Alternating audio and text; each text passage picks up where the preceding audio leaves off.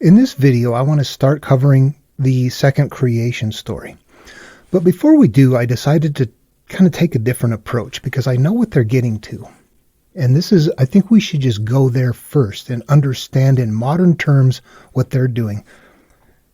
Right now, we're trying to extract what they have going on from their verbiage and their terminology from 3,500 years ago. And well, I think we can get some of it, but not all of it. But across the board, not just with Genesis, but with other material, as I go through it all, I begin to realize that they're all coming from a common place. And the common place is not a supernatural place. However, everything that we observe that is supernatural functions. I mean, there's people that make stuff up or have imagination. But the times that we do have experiences, gut feelings or instinctive something. As a kid, I heard Larry's dead in my mind just before I found my brother who indeed was dead. How does this happen? How do these things occur? They look supernatural, but they're not. They're natural. The ancients knew that. They figured out something and they put it in here. This is where science and spirituality are going to overlap. If you're familiar with Nikola Tesla's saying to understand the secrets of the universe, think in terms of energy, frequency, and vibration. I'm paraphrasing that. But that's it right there. They knew that. Let's talk about this for a second, because that is what we're going to find in this material. It's thickly nested in there, but let's talk about what is reality first. Okay, in modernity, this is what we can know, what we should know. First of all, that everything in the universe moves in waves, everything moves in cycles, and that we are part of that. We emerge from that. Where do we live? We exist in the universe. Everything in the universe moves in waves. We are moving in waves. Our life moves in waves. Our experiences move in waves. The creation stories are going to teach us this, that first of all, we're born from an empty void. And that from that empty void, anything is possible. There's no separation at first. We're just ready to go. And that as time goes on, that void separates. Our conscious and our subconscious begin to separate. We go from that point where we're not aware of life to where we are aware. Our mind is developing enough that we have memories and we have experiences and we can interact with life without just sitting there, being a happy baby waiting for somebody to tickle you or hit you or whatever. But that when that does happen and those things begin to occur, that is what we are becoming. Our experiences that we're having in life are going to dictate what we become. And those experiences that we have are going to continue to cycle.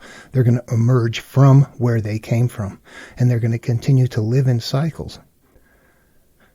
And that they're going to function in the frequency of what they are. If it's happiness, that if there's something joyful about your life and experience that you keep getting triggered with, that's going to emerge. If there's something painful that you keep getting triggered with, that's going to emerge.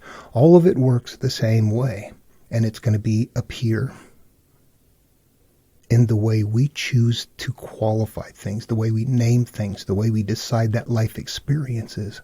I think two people can have the same experience, and one is not bothered by it, and one is devastated by it. Those are mental processes.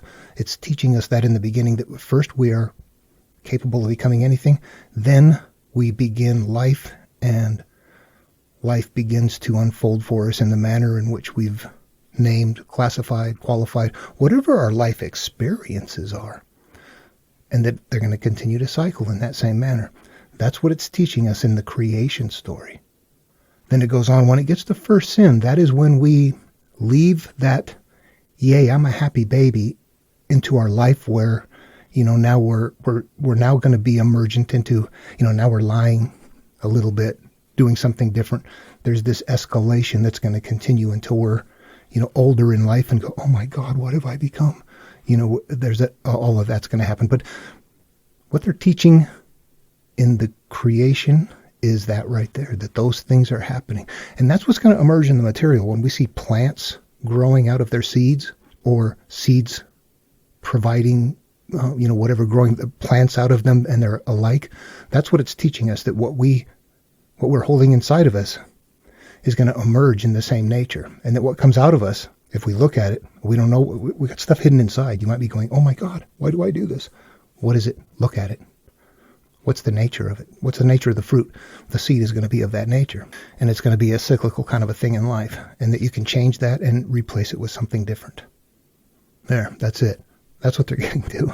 Now, with that having been said, let's go ahead and start right into the second Genesis story.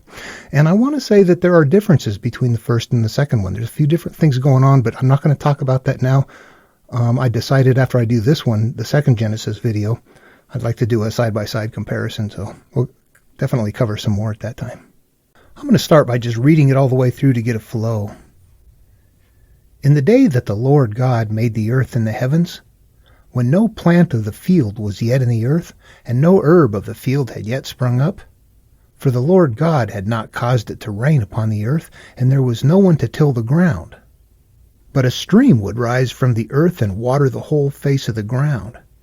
Then the Lord God formed man from the dust of the ground, and breathed into his nostrils the breath of life. And the man became a living being. And the Lord God planted a garden in Eden, in the east, and there he put the man whom he had formed. Out of the ground the Lord God made to grow every tree that is pleasant to the sight and good for food, the tree of life also in the midst of the garden, and the tree of the knowledge of good and evil. A river flows out of Eden to water the garden, and from there it divides and becomes 4 branches. The name of the first is Pishon. It is the one that flows around the whole land of Havilah, where there is gold, and the gold of that land is good. Bdellium and onyx stone are there. The name of the second river is Gihon. It is the one that flows around the whole land of Cush. The name of the third river is Tigris, which flows east of Assyria, and the fourth river is the Euphrates. The Lord God took the man and put him in the Garden of Eden to till it and keep it. And the Lord God commanded the man, You may freely eat of every tree in the garden, but of the tree of the knowledge of good and evil you shall not eat. For in the day that you eat of it, you shall die. The Lord God said, It is not good that a man should be alone. I will make him a helper as his partner. So out of the ground the Lord God formed every animal of the field and every bird of the air, and brought them to the man to see what he would call them. And whatever the man called every living creature, that was its name. The man gave names to all cattle, and to the birds of the air, and to every animal of the field. But for the man there was not found a helper as his partner. So the Lord God caused a deep sleep to fall upon the man, and he slept. Then he took one of his ribs and closed up its place with flesh. And the rib that the Lord God had taken from the man he made into a woman, and brought her to the man. Then the man said, This at last is bone of my bones and flesh of my flesh. This one shall be called woman, for out of man this one was taken. Therefore a man leaves his father and his mother and clings to his wife, and they become one flesh. And the man and his wife were both naked and not ashamed. Okay, that last part right there, naked and not ashamed in the garden, we can tie ourselves right to that point. That is our childhood self when we are self-aware. We're conscious, we're functioning, we're doing things on our own, but we're happy kids. Now, the naked part appears in Jewish and Jesus later on material. The idea is this, that in the physical world, of course, you put garments on. You don't want to stand naked. In the spiritual world, there's something different. When we start off, we're naked. We're not hiding anything in ourselves. We're not covering ourselves with shame, fear, denial, lies, anything like that. We're not covered with anything. Naked means you can know everything about me and I don't care. You got nothing. There's nothing there. We're good. We're good. That is naked in the spiritual world and not ashamed. That's a good place to be. We put garments on for the rest of our life spiritually, and they get so thick and heavy that we need to take them off. I'm going to do what is one of the things I feel is necessary and other people don't like sometimes. Bring in something from somewhere else. This is downstream. This is Jesus from the Gospel of Thomas. So this fits into the Jewish pantheon of literature here. And this verse number 21 says, Mary said to Jesus, What are your disciples like? He said they are like children living in a field that is not theirs. When the owners of the field come, they will say, "Give our field back to us." They will take off their clothes in front of them in order to give it back to them, and they will return the field to them. Taking off the clothes and putting them under your feet, stripping them off. There's more to that verse. The field is the early self, the early life. The idea here, though, is that stripping off the garments and putting them under your feet, what is that? You've actually elevated yourself above what you were once. If you were hurt and you got shame, and you deal with it and you don't have the shame anymore, you've elevated yourself above it. And that's just the way it works. So here I'm gonna suggest very strongly that this Adam and Eve naked in the garden is that point in time right there in our life. And I know not everyone is on board with using the Gospel of Thomas, depending on where you come from. I think if you're on this search, though, you have to be open to the idea of everything. The Gospel of Thomas is as viable as anything else that I find. In fact, it was something that was important to me. I can find in there where there are references that don't show up in other, the 5 trees in paradise appear to come from the 5 beams in Marduk's head from the Babylonians. It's a weird thing. It doesn't come from elsewhere. But there's also the dog in the manger, or the Pharisee is like a dog in the manger. The dog in the manger is an Aesop fable from about 500 years before that. I would just say that if you look at the Gospel of Thomas and you look at lots of other things, what you will see that it's a collection of stuff from other places, and that's was kind of my Rosetta Stone. It helped me see what was going on. I'm absolutely okay with that. I don't think any of it is true. I think it's all a collection of works that are teaching the same thing. So I'm totally okay with it. But it's bogus to think it's an actual viable document. But also it contains verbiage that is not going to be. There are people that read the Bible literally. You don't give them that verse. You know what, though? You can find the teaching in the Bible, nevertheless, held in a different way. If you come to the altar to give your gift, and while you're there, you remember that you have aught against your brother, set your gift down, go resolve the ought first. Then come back and give your gift, and your Father who sees in secret will reward you in secret. That is the same teaching. See how this gets? You go into the altar for what? You want good graces. You're looking for a better life. You want your field back. And while you're there, you remember that you've got aught against your brother. You've got garments on. You've got issues that you have not resolved in the past. So you must take the garments off and place them under your feet, or go resolve the ought first, setting your gift down, knowing that you're looking for good graces and you're not going to get them as long as you've got this massive stuff.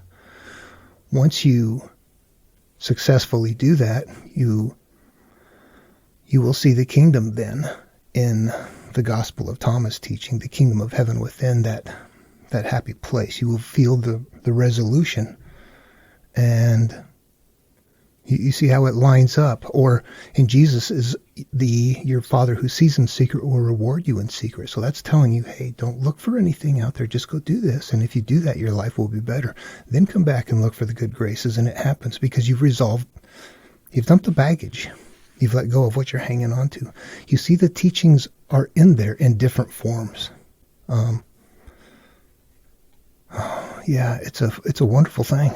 Okay, if we've established that's where we are at the end, then let's start in the beginning. In the day that the Lord God made the earth and the heavens, when no plant of the field was yet in the earth, and no herb of the field had yet sprung up, for the Lord God had not caused it to rain upon the earth, and there was no one to till the ground. But a stream would rise from the earth and water the whole face of the ground. Then the Lord God formed man from the dust of the ground, and breathed into his nostrils the breath of life, and the man became a living being. Alrighty, once again, I like to tie myself to these as much as I can, and I believe that there's a point in here, in the same manner where I say that I think that Adam and Eve in the garden naked is us as that happy child. In this point, the man became a living being. This is a point that I'm pretty sure we can tie ourselves to, and that is our point of birth, infancy. We are physical, but we are really connected to source, the cosmic source, That is where we come from, and that is what we are connected to at that point. And this man, this is every person, okay? This is everybody as an infant. These are analogs. This isn't man or woman as the analogous story component parts are there for. This is for the seeker. Turn it in, shift the analogs. This is us at any point in time being born. And then, so what's happening then, if that is this point, everything else leads up to that. This is where we come from.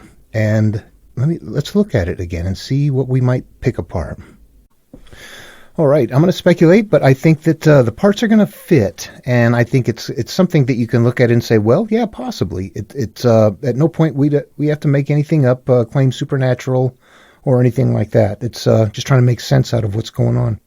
So right off the bat, we start again with, in the day that the Lord God made the earth and the heavens. What are those analogs? What is the Lord God? What is earth? What is heavens? This is our life. This is our existence. The earth is going to be the lower part, our physical life. The heavens is the upper part. The Lord God, boy, that's what, cosmos, something above and beyond. At some point, the God is going to be our higher being.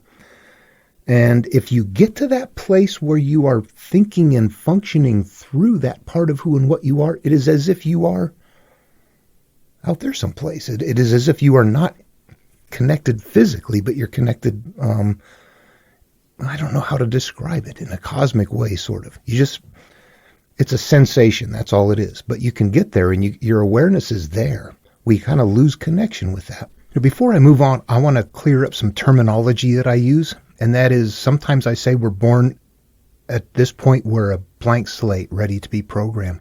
But that's not entirely true. We're never born as a blank slate. We are born with brain types, certain architecture. It's going to determine whether we are introverted, extroverted, sensing, feeling, engineering kind of brains, people that figure out stuff, or people that, come up with artistic ideas. Those are qualities that we're born with that have to do with just different brain types. So we have that. We're also going to have instincts. Whether people deny it or not, when you hit puberty, you want sex. Things like that happen because we are an evolving creature. Stuff like that are all going to be a part of who and what we are. And there's probably a couple of other things. But so when I say born as a blank slate, I mean from that perspective right there, you can then take that, the package of that individual brain right there and put it in that's where I call blank slate. You can then take that and put it into a wonderful home or a horrific home or an abusive, wherever you put that child's core from then on, their physical experience core, that is what's going to come online. And we'll start again, and let me move on a little bit farther this time. In the day that the Lord God made the earth and the heavens, when no plant of the field was yet in the earth, and no herb of the field had yet sprung up. For the Lord God had not caused it to rain upon the earth, and there was no one to till the ground. Okay, I've got a recent video up on what to interpret and what not to interpret, as far as looking at things in analogs. You look at this and say, well, no plant of the field and no herb of the field. Yeah, that sounds pretty reasonable. We don't need to interpret that. And I would say, yes, we do, that they're all analogous terms. Sometimes they are so accurate that you think, oh, that doesn't need interpretation. But the only way to have consistency in interpretation is to treat every bit of it in the same manner. That means the Lord God is an analog, earth and heavens are an analog, plant of the field, the herb of the field had not caused it to rain, no one would till the ground. This is, what is this? This is, I don't know what the difference is between the plant and the herb. The plant and the herb of the field was yet in the earth and no... So there's a couple of different things growing there. They're going to put they've got different reasons there. Good stuff, bad stuff. I don't know. Herb being good things, plant being bad things. Some plants are good. But God had not caused it to rain upon the earth, and there was no one to till the ground. So it sounds like the brain is there, but nothing is planted in it yet. It has not been it's not been gardened. It's ready, but it's not been gardened. But a stream would rise from the earth and water the whole face of the ground. Then the Lord God formed man from the dust of the ground and breathed into his nostrils the breath of life. You know what? I can't quite unwrap what they're doing there. I can't. But the man became a living being. I believe this is our infant cell. How he came about, boy, it's somehow, they got some mysterious, beautiful stuff going on that's 3,500 years old. Brainiac people, and these meant something to them that were like, I don't know what that means. I know what it means to me, but I don't know what they're using it for if they're using it as an analog. Okay, but it sounds like a point where we emerge from the cosmos. Nothing yet has been planted. It's not fertile. We're alive. We became a living being. In a nutshell, that's what I get out of this. So really, I see we're at this point right here. But you know what? I'm going to be honest with you and tell you, too, that this is difficult for people. There's a point where you look at this, and I look at this picture and go, I was never that baby. When I was this age, my biological father, an alcoholic, was burning me and my brother with cigarettes and getting my mom's tip money. Mom, who was raised and given demons that she never resolved, raised us with those same demons. She would hold us across the bed and get the belt and just whip until it played out of her. We were welted. We get racked. At the age of 11 years old, my brother hung himself. And I didn't have this place. There's a lot of people that way, so don't despair. The material is still for us. It's actually a real good example of how when when seeds are planted in somebody's garden, what emerges from it is of the same nature of it. So mom gets whipped. She doesn't deal with it. She has the seeds planted, and what emerges from her is of the same nature. And this is some cyclical thing that's been going on forever. And you realize, oh, that's what this is about. The cycles, it's not just my life, it's a bigger life. Everything is cycling. And I'm in the midst of cycles. What's happening? It's being fruitful and multiplying. It does that in society. This is some serious stuff. The analogs are incredible, but the truth of it is, my gosh, yeah, that's it. And, we got to get out of that. We got to recognize what it is. And, okay, let me move on to the next one. And the Lord God planted a garden in Eden, in the east, and there he put the man whom he had formed. Out of the ground the Lord God made to grow every tree that is pleasant to the sight and good for food, the tree of life also in the midst of the garden, and the tree of the knowledge of good and evil. Okay, in this case we're establishing something new. The Garden of Eden is some place that is different than the man, isn't it? There's something being established here. In the east is important. The Garden of Eden is important. There he put the man whom he had formed. Okay, that is us. We are, God created the Garden of Eden is a place of emptiness, of bliss, our connection to source. Everything is fine there. We are not wired. We're happy. In the east, that's something that's going to emerge eventually. And there he put the man whom he had formed. So here we are existing in a place of just unwired, happiness, bliss. Out of the ground the Lord God made to grow every tree that is pleasant to the sight and good for food. So this is in the garden. What is being created is the potential for anything that can emerge. Whatever our life can become is a part of what that is.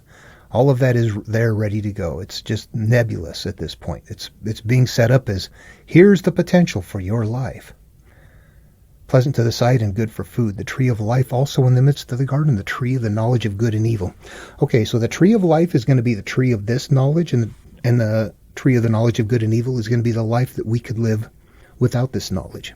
Our life when we're not aware. And this might not be everybody. This might not apply to everyone. There might be people who are that happy baby that were raised in a wonderful home and were treated wonderfully, and they just have great lives. They don't need to take this path. We do. There are people who live on the tree of life, and there are those of us who partook of the knowledge of good and evil, who lived a life of something different, and it was not okay. This is not about us being bad. It's about having a bad life. We need to disconnect ourselves from the guilt or shame or anything like that and realize this is just a mechanical process telling us how we came about. That gives us the capacity to interact with that experience. We know what to do with it mentally. We know that it's a mental process to get there, then we learn that it's a mental process to extract ourselves from it. So there we have that. The tree of life also in the midst of the garden, and the tree of the knowledge of good and evil. Here we are. You can become anything you want to. It's wide open. Good, bad. Yay, not. Not what you become, but what life becomes, what your experience becomes. All right, this next section on the rivers right here, I did a pre-video to this one right here. I'll post a link below to that. I'm still working on it. Well, let's read it and then talk about it. A river flows out of Eden to water the garden, and from there it divides and becomes 4 branches. The name of the first is Pishon. It is the one that flows around the whole land of Havilah, where there is gold, and the gold of that land is good. Bdellium and onyx stone are there. The name of the second river is Gihon. It is the one that flows around the whole land of Cush. The name of the third river is Tigris, which flows east of Assyria, and the fourth river is the Euphrates. Okay, again, we've got analogs here that this really exists in the culture. There's rivers here and there's places, but there is something I want to note here is that there's actually, we see 5 rivers. And there were 5 trees in paradise in the Gospel of Thomas, and there are 5 beams in Marduk's head in the Babylonian creation myth, the Enuma Elish. And that's where I'm finding in the beginning of these teachings, there's some 5s here and there.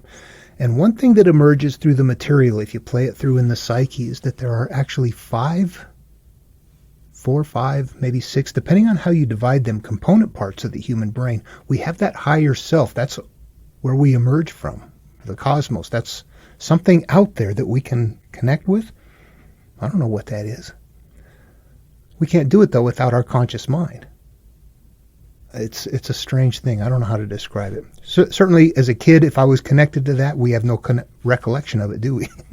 We didn't have the brain structure in place to understand it or to grasp it. At any rate, okay, there's that higher being. Then we have our conscious mind, which makes all the decisions, which goes into the subconscious mind, which we call the female, which holds all those decisions. And depending on the nature of them, they're going to act out. Well, they're going to act out anyway. They might act out good. They might act out bad. They emerge. They're going to emerge. Who and what we are and what we have inside of us is going to emerge from us, whether we try to hide it or not, whether we want to or not. And then, based on all of that stuff, our life flows. It's as if there is a big river or ocean in the background that we all exist within. And when we're reading each other's minds and getting sensations and feeling things through our central nervous system, and then we're in this energy field in this environment, that's that area out there, and we're flowing through there. We have life experiences based on what we have here. We fit in places based on here. When we change this, we cease to fit. Our life experiences change. That is a flow that we all exist within. In Taoism, that's what the Tao is, the flow. And the quality of that flow is based on the nature of what we have classified or qualified. Given all of that and my thoughts on that, I look to this and go, wow, there's a river that flows out of Eden to water the garden. There's one by itself, and then there's 4 other ones that work in a different way. It almost sounds to me like there's those 4 parts of the brain, and then there's that one ebb and flow that we go through. The river flows out of Eden, the happiness from there, from where it divides and becomes 4 branches. But, there's something I don't know exactly what's going on here. They're establishing something about how the human is going to work, or how life is going to work. But these analogs are very foreign to me. The rivers, the Pishon that flows around the whole land of Havilah, where there is gold, those are going to be analogous terms. If there's a land of Havilah where there's gold, what do those things mean? Just because there's a Havilah and a gold doesn't mean anything. Is that Sin City? Is that good? Is that bad? Is it... I don't know. So I don't want to identify this or try to. I just want to look at it and go, yeah, I see 5 things going on there. I'm not quite sure what it is. It looks like it could be lining up with those 5 trees in paradise, or the 5 beams, or the 5 component parts, because this is where it would fit in the beginning. Here's how you work. Here's how you function. However, it's being told in a way that was, it's just different. It's from wherever they were in the desert at that time. Whatever they're thinking, whatever they're doing is if it's on that template, we're gonna find this elsewhere. We just keep looking at things and not make stuff up along the way. All right. Set the rivers off the side and let's move on to the next section. The Lord God took the man and put him in the Garden of Eden to till it and keep it. And the Lord God commanded the man, you may freely eat of every tree of the garden, but of the tree of the knowledge of good and evil you shall not eat, for in the day that you eat of it, you shall die. Okay, boy, you know what? It almost sounds like the garden here is the subconscious. It's not. It's something different. But what is happening now? We are in the garden. That means we are in a state of being. We're never physically somewhere. We're mentally someplace. So the Garden of Eden is a state of being, and we are now in that happy place. Everything is potential right there. We have the tree of the knowledge of good and evil, and this time it's telling us, if you eat that one, you're going to die. But since this is a spiritual teaching, and those are all analogous terms, we can't read them literally. We have to treat them the same way. We're going to interpret them. But the tree of the knowledge of good and evil, this is the life when we are unaware, and at some point we start walking off the path and we start becoming the monster that's punching holes in drywall and, stuff like that later in life you're like, what? Oh my God, what have I done? Waking up in your urine and vomit or whatever. If it gets really bad, there's a point where you didn't start that way in life, but that's what has become. Things continue to escalate until we're out of control.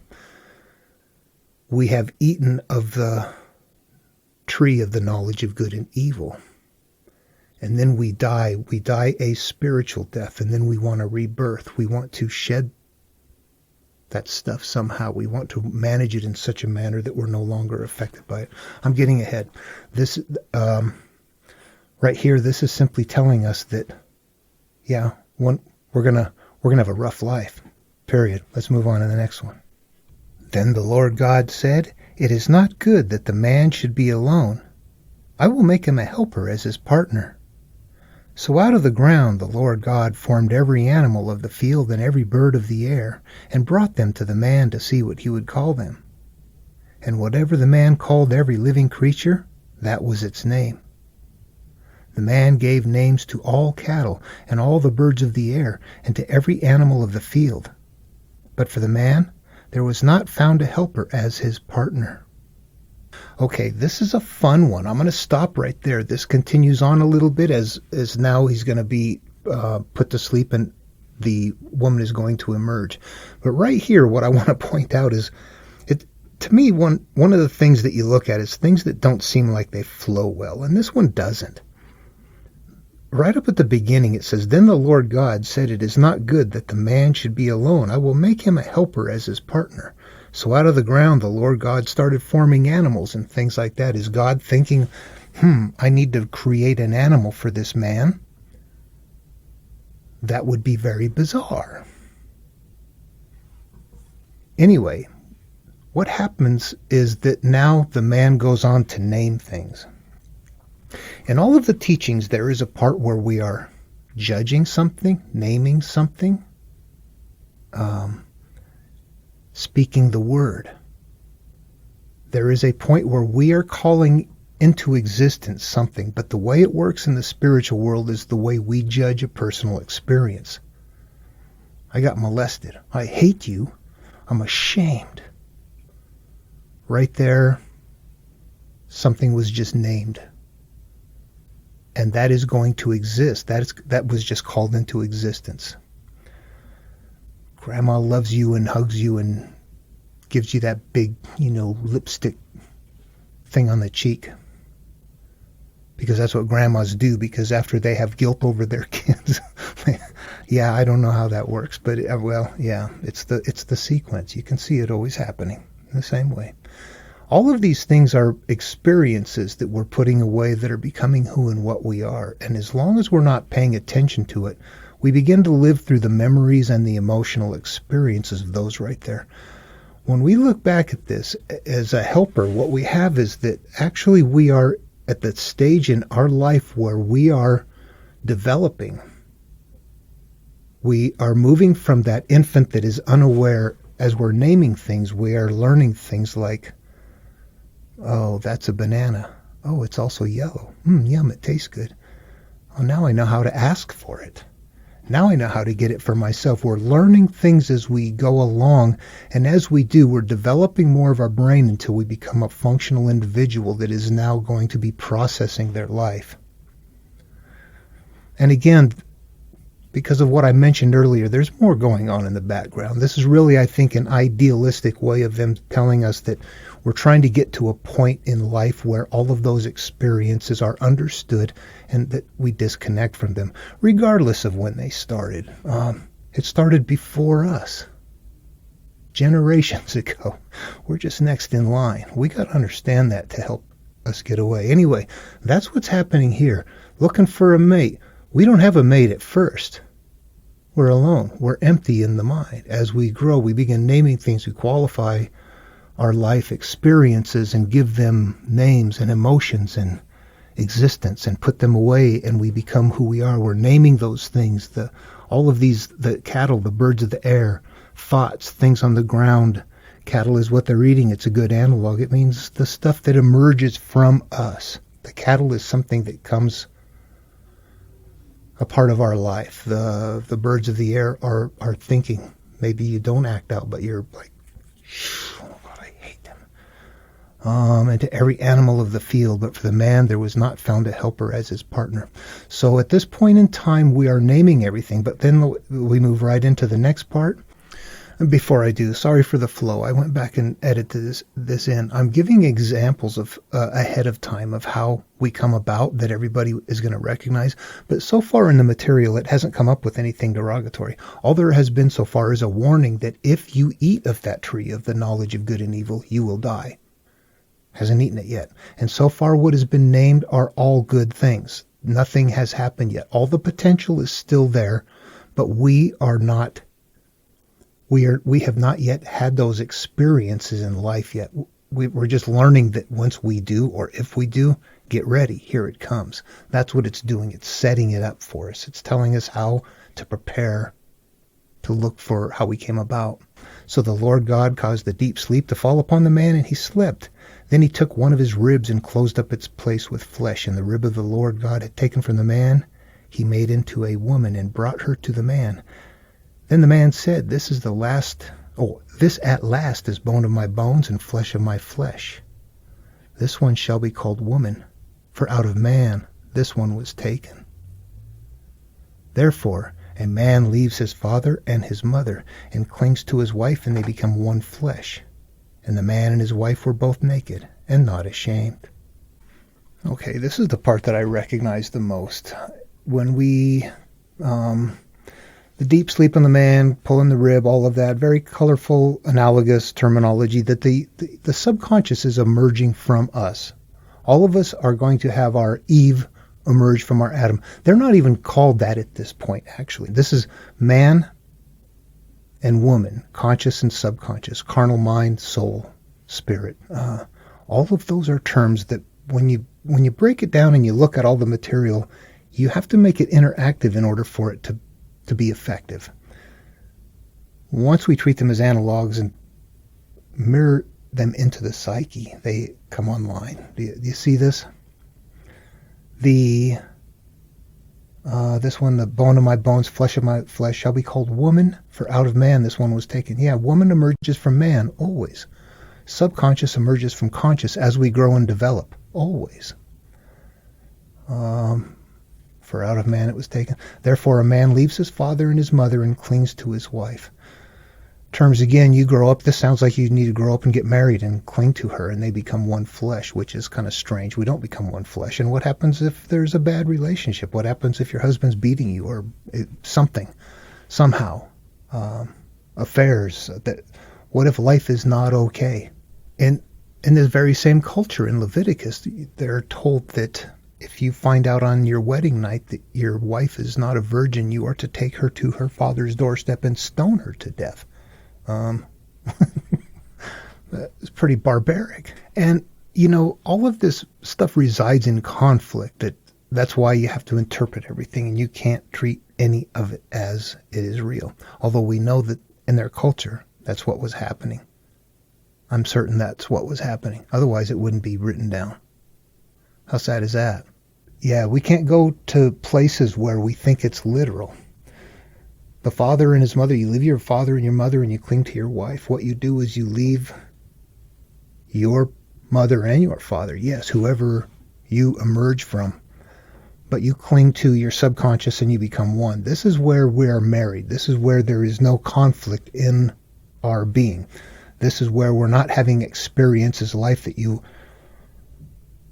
are not in control of, that something else is acting out.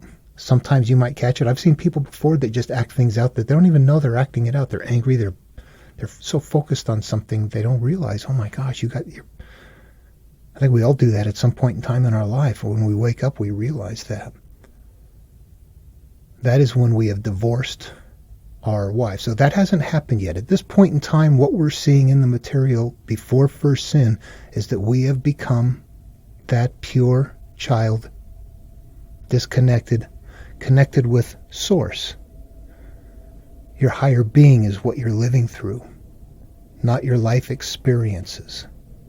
However, as we get older, we begin to have conscious capacity to be aware of that and to observe that and to see that. So we have our deja vu, our mind reading, all of those things that are happening at a young age that are so prevalent that cease to happen later because we collect a mass of things that focuses our attention into the physical world instead of letting the physical world go and experiencing Source. That makes sense? Okay, let me try to look at things again here. And there's a lot of times that I wonder in my own mind if I'm finding things that weren't even intended to be there. You're just making stuff up as you go in there. So I try to focus on making sure it makes sense without making things up, or just inventing something that sounds good. It all seems to make sense to me as far as what I'm doing when I move along. But I do think sometimes I stand too close to it, and sometimes you need to step back and just take a broader look. So let's do that very quickly here. There's a handful of steps that were covered here, and let's just take a broader look at them. What I'm going to do is read them through and then summarize them and then just jump right ahead. And I'm going to change it all to something that sounds like plain language. In the day that the Lord God made the earth and the heavens, when no plant of the field was yet in the earth, and no herb of the field had yet sprung up, for the Lord had not caused it to rain upon the earth, and there was no one to till the ground, but a stream would rise from the earth and water the whole face of the ground. Then the Lord God formed man from the dust of the ground, and breathed into his nostrils the breath of life, and the man became a living being. I'm going to call that we were born into existence from the cosmos. And the Lord God planted a garden in Eden in the east, and there he put the man whom he had formed. Out of the ground the Lord God made to grow every tree that is pleasant to the sight and good for food, the tree of life also in the midst of the garden, and the tree of the knowledge of good and evil. I'll change that to we have the potential for any kind of life. A river flows out of Eden to water the garden, and from there it divides and becomes 4 branches. The name of the first is Pishon. It is the one that flows around the whole land of Havilah, where there is gold, and the gold of that land is good. Bdellium and onyx stone are there. The name of the second river is Gihon. It is the one that flows around the whole land of Cush. The name of the third river is Tigris, which flows east of Assyria. And the fourth river is the Euphrates. Okay, this one I'm not completely certain on, but just because of other areas and what I'm working on right here and because of how it fits, what this seems to me, I believe. 5 rivers are there, the 4 mind, and the 1 life flow is how life unfolds. I think that's the best potential, but I'm not, I'm flexible. These are all dynamic. The Lord God took the man and put him in the Garden of Eden to till it and keep it. And the Lord God commanded the man, you may freely eat of every tree of the garden, but of the tree of the knowledge of good and evil you shall not eat, for in the day that you eat of it you shall die. You start life with inner unity. negative life experience lead to more negative life experiences, which then leads to a term they call death, spiritual death. Then the Lord God said, "It is not good that the man should be alone. I will make him a helper as his partner." So out of the ground the Lord God formed every animal of the field and every bird of the air, and brought them to the man to see what he would call them. And whatever the man called every living creature, that was its name. The man gave names to all cattle and all the birds of the air and to every animal of the field. But for the man there was not found a helper as his partner. We become self-aware and begin to take judgment of our life experiences. So the Lord God caused a deep sleep to fall upon the man, and he slept. Then he took one of his ribs and closed up its place with flesh. And the rib that the Lord God had taken from the man, he made into a woman, and brought her to the man. Then the man said, "This at last is bone of my bones and flesh of my flesh. This one shall be called woman, for out of man this one was taken." We are now a conscious and subconscious, unprogrammed, happy. Therefore a man leaves his father and his mother and clings to his wife, and they become one flesh. And the man and his wife were both naked and were not ashamed. We are unified with self and have nothing to hide. Okay, does that make sense? That's what I get out of it. I'm flexible with it. Not very flexible with it. I won't go supernatural or anything, but you also notice there's 7 steps there as I pull this through. I hadn't noticed that before until I break them out. And it's like, wait a minute, there's 7 days of creation in the first story.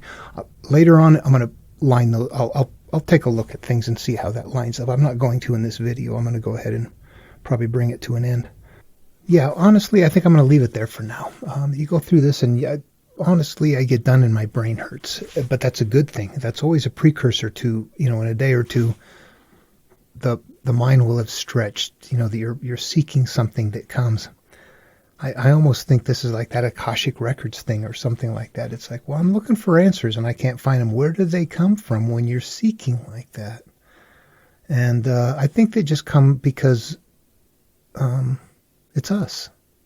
We're just learning about ourselves. But it's hard to get past the ego and set aside the shame and the other things. I got molested. There was a time in life I would never have said anything to anybody. It was shameful, like you wouldn't believe. Now it's like, I had garments on that were hurtful. Now they're stripped off. I'm elevated above them. You just get past things. You find ways of doing it in a mental state that's how the resolve comes about. Anyway, this is off topic. I was doing Genesis here, and now I go off and do my damn thing, don't I? Okay, if you remember what was happening next in Genesis, actually it's first sin. I don't think I want to move on to that yet. I think I want to make comparisons between the two creation, the variations between the two. I want to kind of put them side by side and look at them closer. There's something else that can emerge out of there before we move on. I'm not sure what it is, but if we poke at it, we'll get something out of there. So anyway, okay. Hope the video was fun and interesting. Love one another, and I'll see you in the next one.